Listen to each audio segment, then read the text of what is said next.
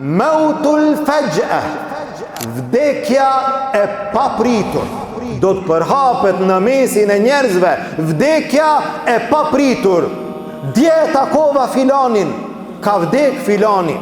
Si more ka vdek, une dje kam pi kafe me te, po une para dreke jam taku me te.